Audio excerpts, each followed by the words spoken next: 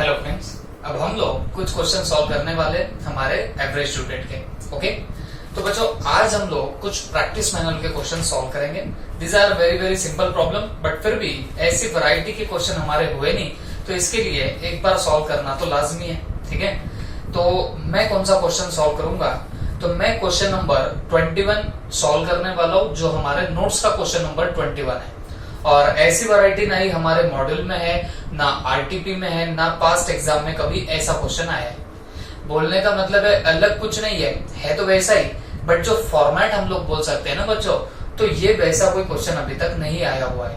और एक बात मैं आपको बता दूं बच्चों, हमारा इंस्टीट्यूट जा जाके कहां तक जा सकता है। पहली बात तो मॉड्यूल, आरटीपी, पास्ट एग्जाम के क्वेश्चन उसमें घूमता होता पेपर आपको मिलेगा, बट एक आधी बार जंप मार के अगर जाते भी है वो लोग, तो वो कहाँ पे जाएंगे?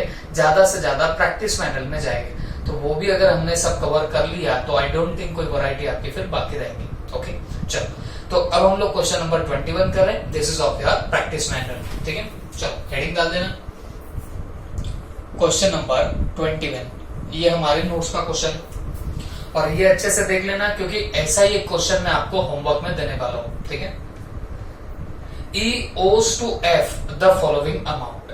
ओके, क्या बोलता है? E owes to F. E owes to F the following amount. बेटा ये वर्ड बहुत बार आएगा, तकलीफ भी दे सकता है, बहुत लोगों को पता भी होगा, बट एक बार मुझे मेरे तसल्ली के लिए बताना ही पड़ेगा। E owes to F इसका मतलब होता है E ने पैसे देने बाकी है F को। ओके, तो E की अमाउंट पेबल है, किसको बताना? इस पर्टिकुलर F को। बात समझ में आ गई?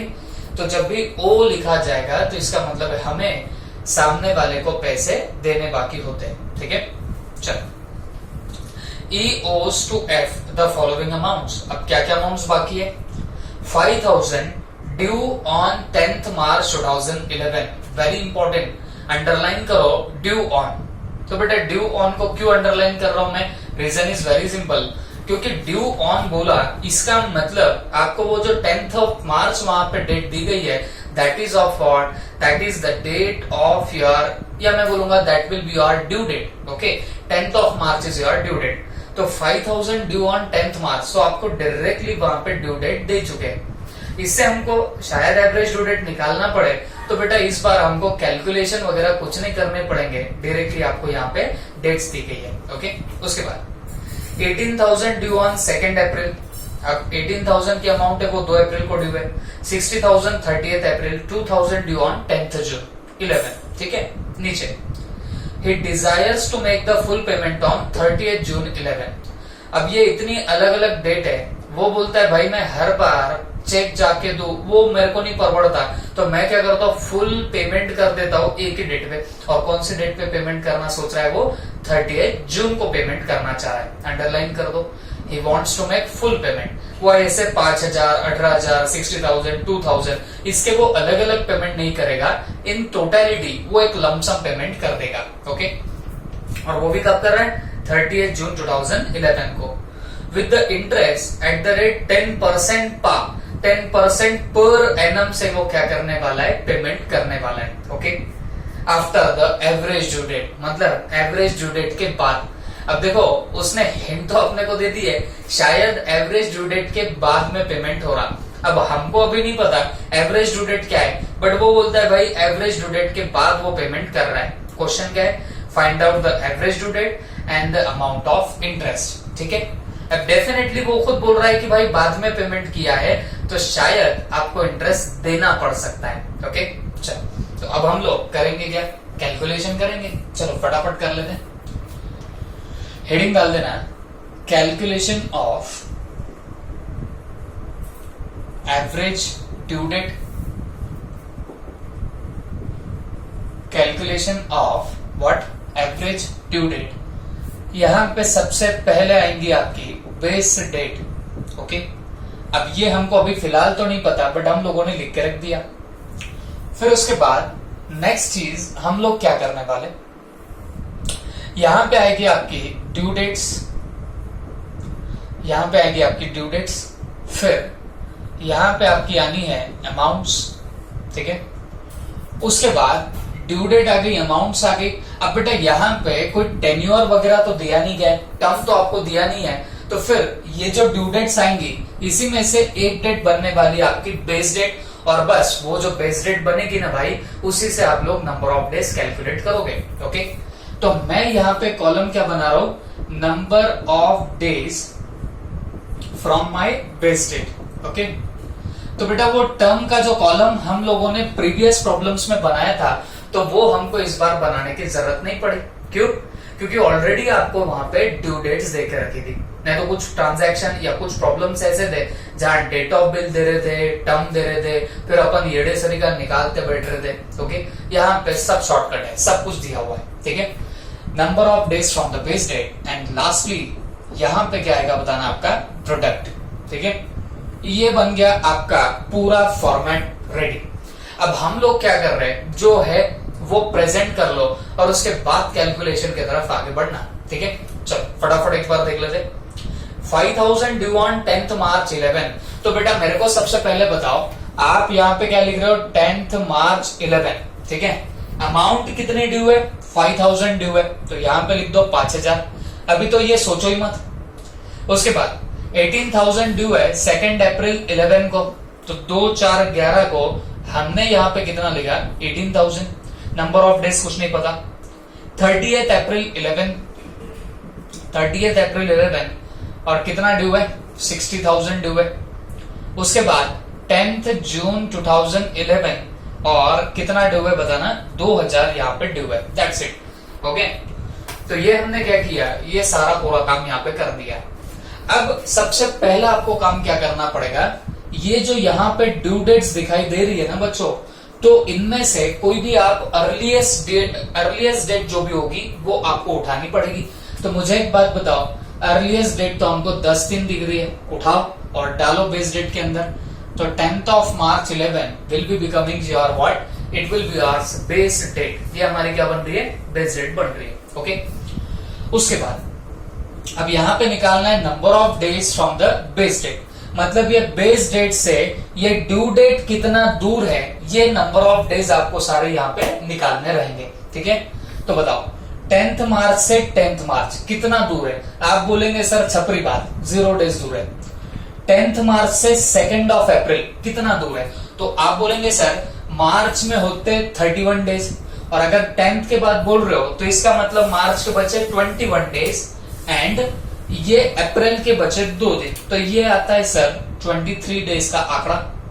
उसके बाद 10th मार्च से 30th अप्रैल, आप यहां से यहां निकालो या इधर से इधर निकालो, यहां कितने दिन है, 28 डेज, और प्लस ये 23 कर दो तो भी काम बन जाएगा।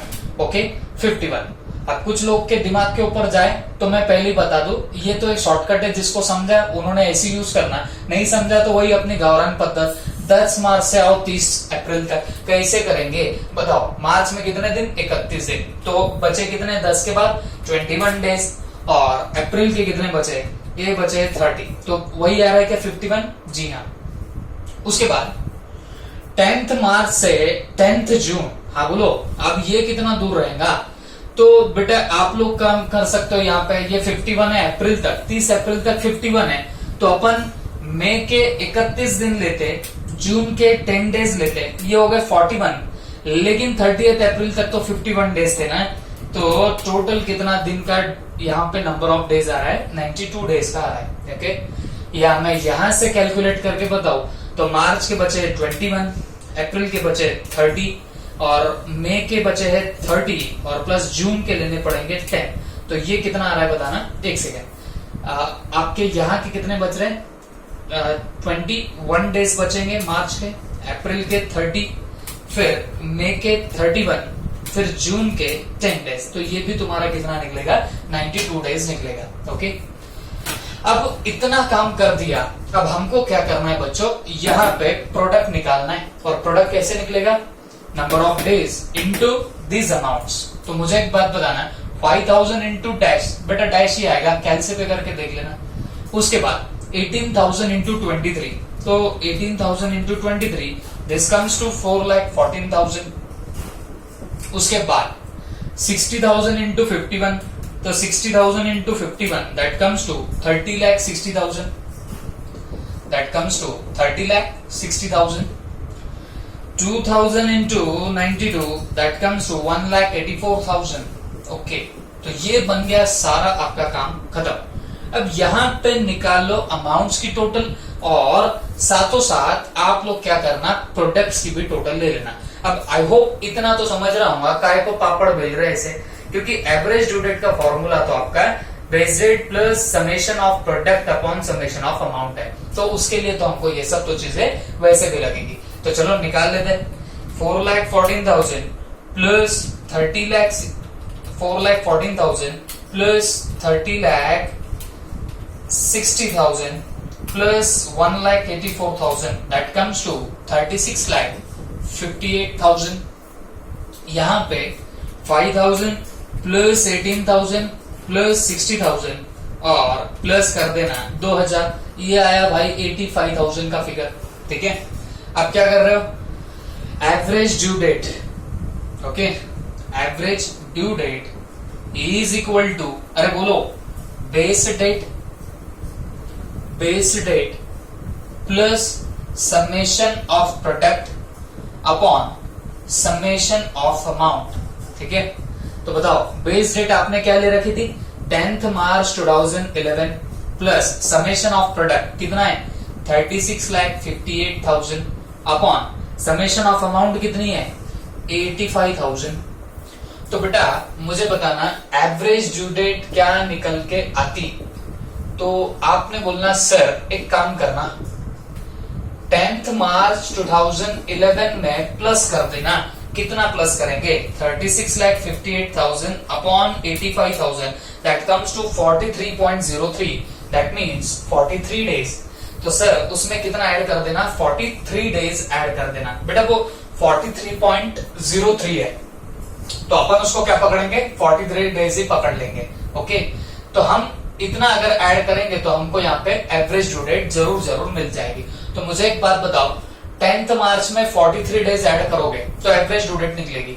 तो सीधी सी बात है, मार्च में बचे ही 21 डेज है, ठीक है, और अप्रैल के कितने लेंगे तो 43 आएंगे। तो पहले टोटल नीचे 43 लिख दो और 43 में से 21 माइनस करो, दैट कम्स टू 22 डेज।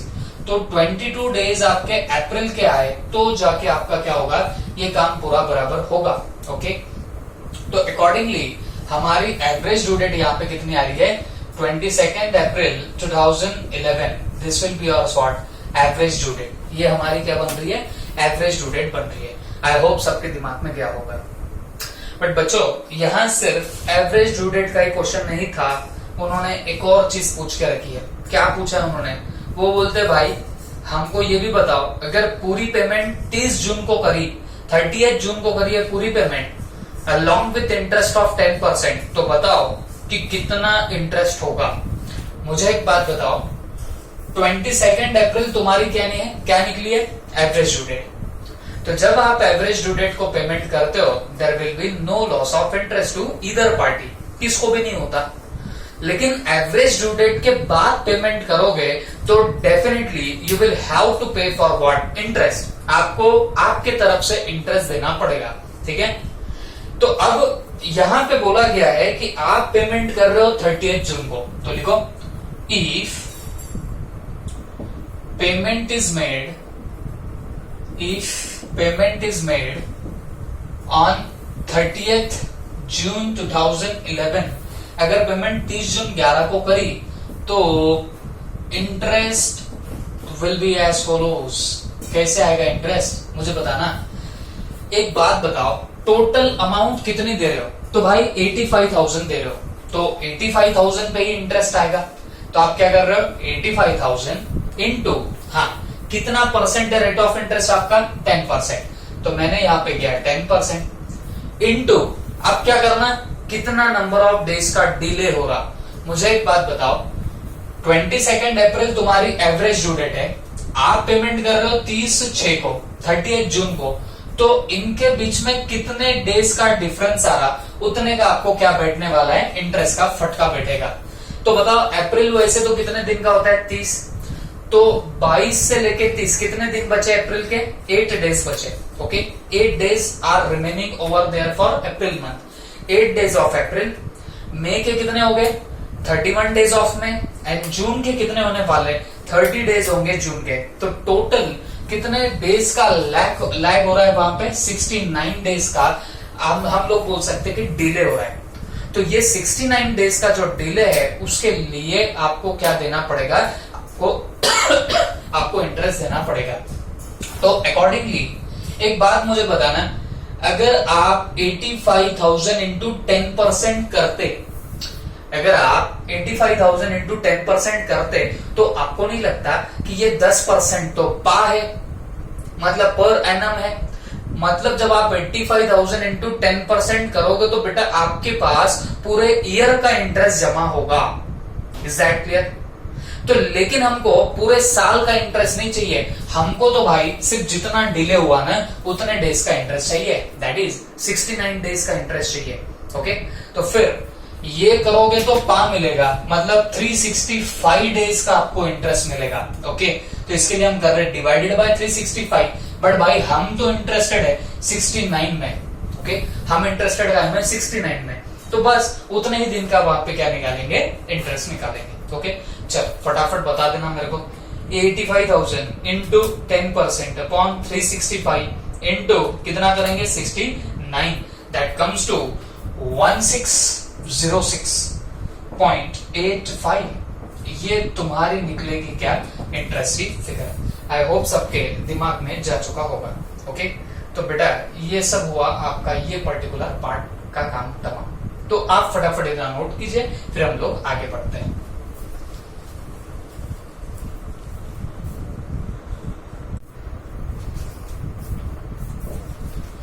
चलो बच्चों, अब हम लोग एक नेक्स्ट क्वेश्चन कर दें, दैट इज क्वेश्चन नंबर 25। और ये भी क्वेश्चन बच्चों अपने प्रैक्टिस मैनुअल का ही है।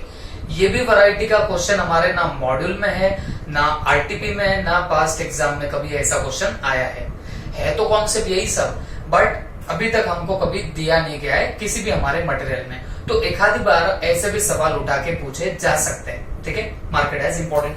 तो हम लोग क्या कर रहे हैं, यहाँ पे हेडिंग डाल लेंगे क्वेश्चन नंबर 25। ओके, ये प्रैक्टिस मैनुअल का सवाल है, देखते हैं। A trader allows his customer credit for 1 week only. Okay, चलो अंडरलाइन कर देना, क्या बोल रहा है वो, A trader allows his customer credit for 1 week only, beyond which he charges interest 12% per। Okay, मतलब एक पर्टिकुलर बंदा है जो क्या करता है, अपने कस्टमर्स को क्रेडिट पीरियड पे बेचता है, और कितने दिन का क्रेडिट पीरियड देता है, 1 हफ्ते का, 1 वीक माने 7 डेज। बात समझ में आ रही होगी, 7 डेज का क्या देता है बंदा, क्रेडिट पीरियड देता है। और अगर उसके ऊपर पेमेंट करोगे तो बंदा फिर चार्ज करता है, अरे क्या चार्ज करता है, इंटरेस्ट एट द रेट 12% पर। ओके, Anil customer buys goods as follows. तो भाई अनिल नाम का एक बंदा है जो कस्टमर है ट्रेडर का, तो उसने कुछ ऐसे गुड्स परचेज किए, कैसे किए। 2 जनवरी 2012 को 6,000, 28 जनवरी 2012 को 5,500, 17 फेब 2012 को 7,000 और 3 मार्च 12 को 4,700। ठीक है, Anil settles his account on 31 मार्च 2011। अब एक बात समझो, अब ये अलग अलग डेट पे आप परचेस कर रहे हो, अलग अलग ड्यू डेट्स आएंगी, बट बंदा फिर भी बोलता कि मैं 31 मार्च को पेमेंट तेरा पूरा सेटल करूंगा। अब यहाँ पे आपको एक हिंट तो लग रही होगी कि यहाँ शायद हमने डिले पेमेंट किया है। ओके, देखो ना, 1 हफ्ते का क्रेडिट पीरियड है और वो सारी अमाउंट का पेमेंट कब कर रहा है, 31 मार्च को। तो डेफिनेटली वो बंदा कुछ आगे जाके पेमेंट कर रहा है। Calculate the amount of interest payable by Anil using average due date method. तो आपको एवरेज ड्यू डेट मेथड से उसका इंटरेस्ट यहाँ पे निकालना रहेगा। ओके, अब मेरी बात ध्यान से सुनना। अब मैं एक कुछ पर्टिकुलर चीजें आपको बताना चाह रहा हूं, अब प्लीज बी फोकस्ड। मुझे एक बात बताओ, अगर सपोज आपको क्वेश्चन में दिया जाए कि भाई डेट ऑफ बिल समथिंग है, मान लो 10 फरवरी 2011 है, ठीक है, डेट ऑफ बिल, ध्यान देना, डेट ऑफ बिल आपका 10 फरवरी 2011 है और टर्म आपको दिया है 1 मंथ का, ठीक है। तो आप ड्यू डेट कैसे निकालते हैं? 10 तारीख जैसा का वैसा दिमाग में रखते, फिर 2 में 1 ऐड करते तो वो 3 हो गया, और 3 दिन इसमें ग्रेस के ऐड कर दे तो क्या बन जाता है 13 मार्च 2011। ऐसे आप लोगों ने आज तक भी क्या निकाली है, ड्यू डेट्स निकाली है, एम आई राइट। लेकिन एक बात हमेशा याद रखना, ये जो 3 दिन आप लोग ग्रेस के ऐड करते हो, 3 डेज ऑफ ग्रेस जो आप लोग ऐड करते हो, ये 3 डेज ऑफ ग्रेस तभी ऐड करना जब आपका बिल निकाला गया है। बात समझ के लेना, बिल निकाला गया तो ही 3 डेज का ग्रेस पीरियड ऐड होता है, हमेशा याद रखना। क्योंकि bills of exchange is governed bye negotiable instrument act, और ये निगोशिएबल इंस्ट्रूमेंट एक्ट ने बोला कि जब भी तुम्हारी ड्यू डेट्स आती है या ड्यू डेट निकल के आएगी तो उसमें हमेशा 3 दिन ग्रेस के जोड़ के रखना। ये कौन बोलता है? Negotiable instrument act. बट वो चीज किसके लिए अप्लाई होती? बेटा बिल के लिए अप्लाई होती, ठीक है। अगर नॉर्मल मेरा क्रेडिट ट्रांजैक्शन है, जैसे मैंने तुमको उधारी पे दिया, बात समझो, मैंने तुमको कोई गुड्स उधार पे बेचे और तुमको बोला भाई 7 दिन के बाद पेमेंट करो, तो आपने 7 दिन के बाद ही पेमेंट करना, नहीं तो आप बोलने लग जाएंगे सर 7 दिन का आपने हमको क्रेडिट पीरियड दिया, 3 दिन ग्रेस के दो ना, तो 10 दिन के बाद हम पेमेंट करेंगे, तो चलेगा कि नहीं चलेगा? नहीं चलेगा। याद रखना बच्चों, जब आपको क्रेडिट पीरियड दिया गया है, okay, which is not bill, जो बिल्स ऑफ एक्सचेंज नहीं है, तो यहां पे आपके ग्रेस के डेज नहीं आएंगे, हमेशा याद रखना। जब जस्ट आपको सेल परचेस का ट्रांजैक्शन है, आपने किसी को क्रेडिट पे बेचा, उधारी पे बेचा, या किसी से उधारी में परचेस किया, तो अगर वहां क्रेडिट पीरियड दिया गया है, टर्म दिया गया है, तो उसमें कभी ग्रेस डेज ऐड मत करना। ये ग्रेस डेज सिर्फ कहां पे ऐड होते बताना? जहां पे बिल की बात चल रही है। जहां बिल की बात है तो वहां पे 3 दिन ऑफ ग्रेस आप लोग ऐड करने वाले हो। आई होप सबके दिमाग में गया होगा। प्लीज नोट इट डाउन, कहीं तो भी ऊपर नोट में लिख देना भाई। ये होती छोटी मोटी चीजें, मैं ऐसी चीजें आपको बताते रहूंगा, आपने अच्छे से नोट करते रहना, हाईलाइट करते रहना, ताकि फिर जब आप फ्यूचर में पढ़ो तो आपके सामने हर चीज अच्छे से प्रेजेंट हुए वाली दिखेगी, ठीक है। चलो अब बच्चों, क्वेश्चन तो वैसे मामूली है, बट ये अच्छा पॉइंट था इसके अंदर, बट देख लेते हैं फिर भी। अब आपको डेट ऑफ सेल और डेट ऑफ परचेज दिए, ठीक है, और अमाउंट्स दिए, तो जो है वो हम प्रेजेंट कर लेते हैं। तो मैं यहां पे लिखता हूं डेट ऑफ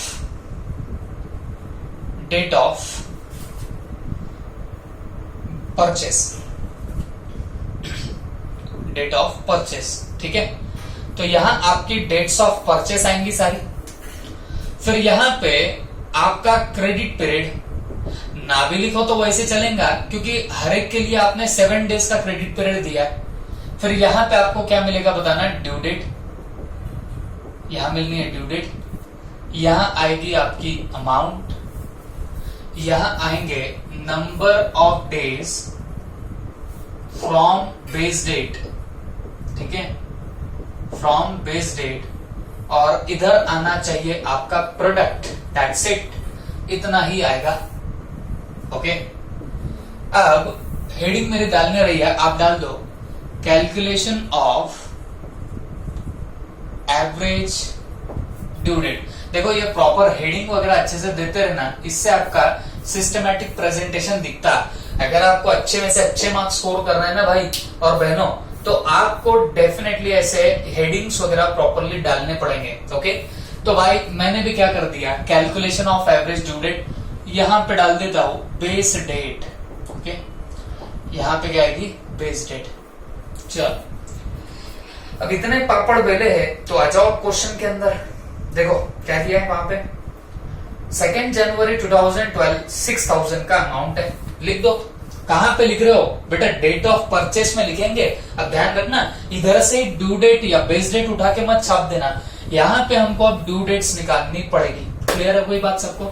तो चलो 2 जनवरी 2012, 2 जनवरी 2012, हाँ बोलो क्रेडिट पीरियड। बेटा मैं सब में लिख दूं क्या? 7 days, 7 days, 7 days 7 days, 4 transaction में मैंने 7 दिन लिख दिया, खत्म बात। ये 70 नहीं है रे, 7 डेज है, डेज। उसके बाद सेकेंडली मेरे को बताना जनवरी 28 2012, तो 28 जनवरी 2012। उसके बाद 17 फरवरी 2012, तो 17 फरवरी 2012। उसके बाद 3 मार्च 2012, तो 3 मार्च 2012। That's it. हमने क्या कर दिया, जो डेटा था वो जैसा का वैसा डाल दिया। बेटा अमाउंट भी आ सकती, क्या आ सकती, चलो वो भी फटाफट लिख देते। 6000, 5500, 7000 और 4700।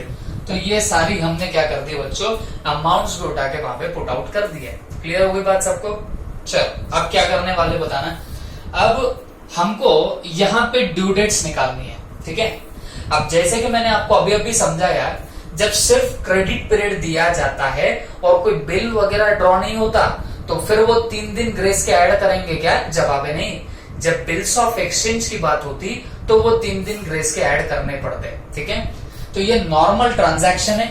तो 2 जनवरी 12 का है, 7 दिन का क्रेडिट पीरियड है। तो मुझे बताओ सेकेंड जनवरी से 7 डेज कहां पे आएगी ड्यू डेट? तो आप बोलेंगे सर इट्स वेरी सिंपल, 9 जनवरी 2012 को आएगी ड्यू डेट। उसके बाद 21 जनवरी से 7 दिन, जनवरी में होते हैं 31 डेज, तो 28 के आगे 31 3 दिन हो गए, और फरवरी के लेने पड़ेंगे 4 दिन, तो जाके 7 दिन कंप्लीट होते हैं। तो 4 फरवरी 2012। वैसे ही 17 फरवरी से 7 डेज, तो ये तो सबको याद जाएगा, 24 फरवरी 2012। 3 मार्च से 7 डेज, तो भाई ये आ जाएगा 10 मार्च 2012। That's it. ये आ गई हमारी ड्यू डेट्स। ओके, तो यहाँ ग्रेस का पीरियड ऐड होगा क्या? नहीं होगा, क्योंकि this was just your credit का पीरियड। ओके, अब मुझे बताना है, हम ये ड्यू डेट्स में से कोई एक due date, earliest due date जो होंगी उसको हम लोग बेस डेट पकड़ते। तो बताओ अर्लीस्ट ड्यू डेट कौन सी दिख रही मेरे को? तो भाई मेरी नजरों से 9 जनवरी दिख रही, तो लिख दो 9 जनवरी 2012 एज योर बेस डेट, ठीक है। अब क्या करने का, फटाक से बोलो। अब number of days from base date निकालते चलो। बोलो 9 जनवरी से 9 जनवरी कितना दिन दूर है? 0 डेज। 9 जनवरी से 4 फरवरी कितना दूर है? बेटा जनवरी में होते हैं 31 डेज, तो 31 में से पहले 9 माइनस करो, तो जनवरी के आएंगे 22 डेज, और फेब के आएंगे 4 दिन। ये कितना हो गया? 26 डेज।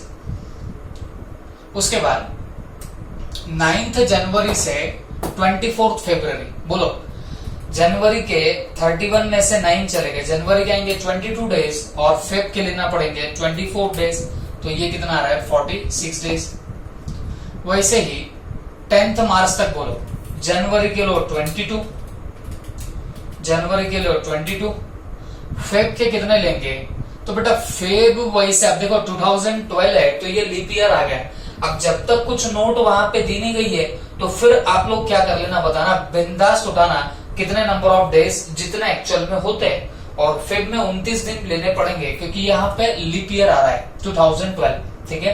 तो फिर मुझे एक बात बताओ, 22 डेज आएंगे जनवरी के, फिर फेब के आएंगे कितने? 29 दिन, और फिर आप मार्च के लोगों कितने? 10 days, that comes to 61 days.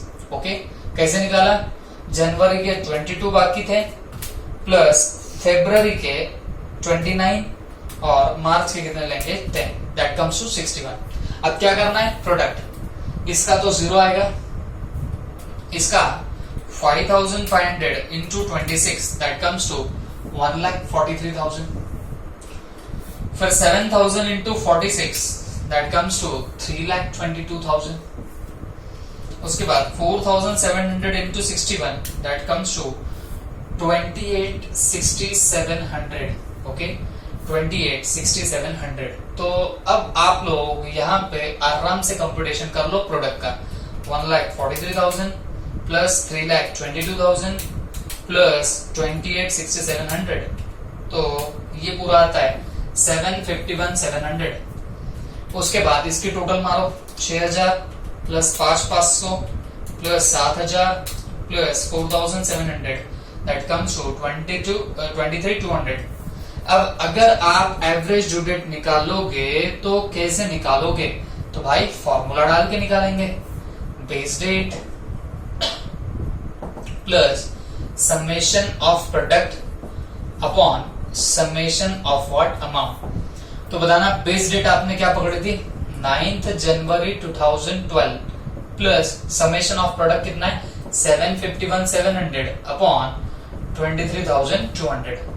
तो 9 जनवरी 2012 उसके आगे आप लोग करना 7,51,700 upon 23,200 that comes to 32.4 that comes to 32.4।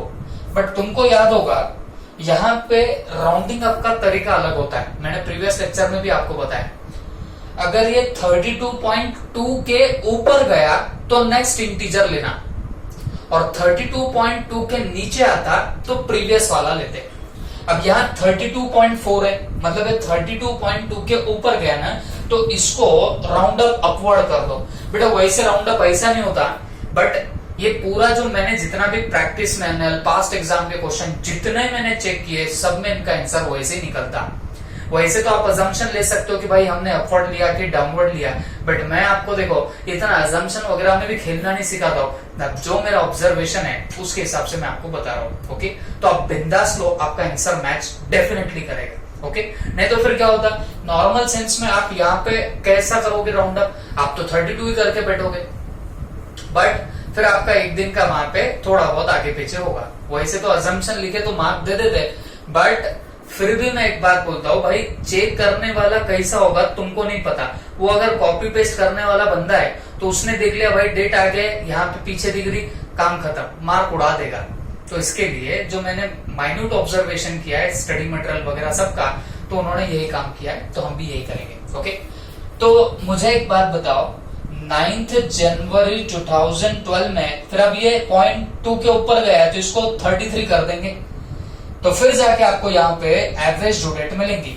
तो मुझे एक बात बताओ, जनवरी में बचे कितने दिन है 22, जनवरी के 22 डेज माइनस कर दो 33 में से, मतलब 11 फरवरी 11 फरवरी will be yours what average due date. देख लो 33 डेज 11 फरवरी पे आके रुकेंगे, तो ये तुम्हारी क्या बन रही है बताना, एवरेज ड्यू डेट। तो बेटा अगर 11 फरवरी को वो बंदा पेमेंट करे तो किसी भी पार्टी को कोई लॉस नहीं होगा, बट बंदा पेमेंट कब करना चाह रहा है 31 मार्च को, 31 मार्च को पेमेंट कर रहा है, तो इंटरेस्ट तो देना पड़ेगा, तो हम लोग लिख देते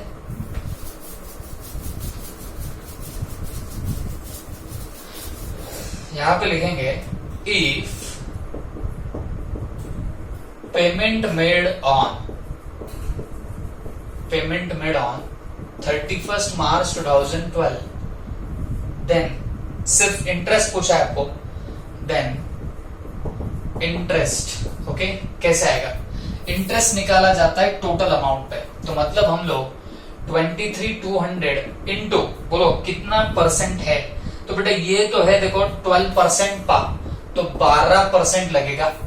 लेकिन जब 12% लगाओगे तो वो पा निकलेगा, मतलब पूरे साल का निकलेगा, मतलब 365 डेज का निकलेगा। बट बेटा अपन कितने दिन के लिए इंटरेस्टेड है, ड्यू डेट आपकी 11 फेब है और आप पेमेंट कर रहे हो 31 मार्च को, मतलब आप कितना डिले कर रहे हो, ध्यान से निकालना। फरवरी में 29 डेज है, तो उसमें से ये 11 माइनस कर दो, मतलब फेब के कितने दिन हो गए 18 डेज, और मार्च के कितने 31 डेज, तो मतलब आप 49 डेज का डिले कर रहे हो पेमेंट करने के लिए, तो फिर इंटरेस्ट भी वहां पे कितने डेज का लोगे 49 डेज का लोगे। तो हमने क्या किया भाई 23,200 इंटू 12%, बट हमको समझा है 12% तो पा है, मतलब 365 डेज का है। अब यहाँ पे एक चीज और हो सकती है, अब क्योंकि ये लीप ईयर है तो आप इसको 366 डेज पकड़ना, क्योंकि हमने 29 डेज लिया ना, तो ये क्या हो जाएगा 366 डेज हो जाएगा। और फिर हम तो इंटरेस्टेड भाई 49 में है, हमको थोड़ी ना पूरे साल का लग रहा है, तो फिर इंटरेस्ट यहाँ पे निकलेगा 23,200 into 12% upon 366 into 49, that comes to 372.72. 372.72. This is the amount of your what?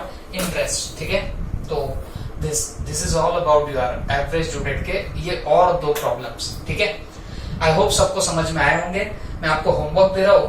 कुछ बच्चे रिकरिंगली होमवर्क बराबर कर रहे हैं, कुछ बच्चे फिर भी नहीं सुधर रहे. तो बेटा एक बात अब मैं बोलता हूँ, मैं इससे ज्यादा आपके लिए कुछ नहीं कर सकता. आपको मैं प्रॉपर होमवर्क दे रहा हूँ ताकि आप लोग इसको अच्छे से सॉल्व करो, तो आपको भी ये कॉन्सेप्ट और दिमाग में आए. कुछ गलतियां हो जाए तो वो आज के आज ही निपट जाए. बट फिर भी अगर आप होमवर्क नहीं कर रहे हो तो फिर अब मैं कुछ नहीं कर सकता. ठीक है, तो जो सिंसियर बच्चे हैं वो तो कर ही रहे, तो भाई उनके लिए होमवर्क है, बाकियों के लिए नहीं. होमवर्क है क्वेश्चन नंबर 24.